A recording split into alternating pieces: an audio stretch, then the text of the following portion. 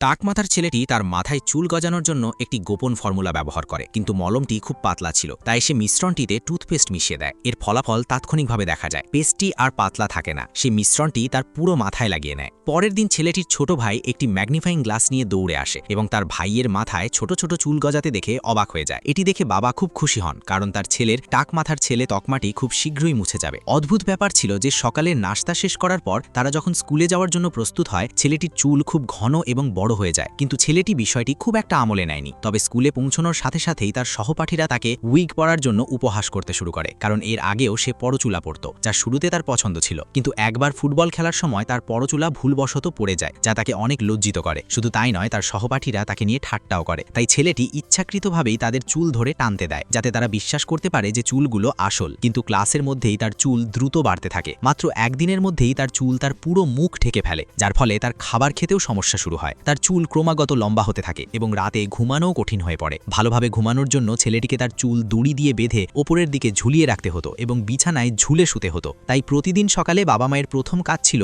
ছেলের চুল সামলানো। এই চুলগুলো তার জন্য বিড়ম্বনার কারণ হয়ে দাঁড়ায়।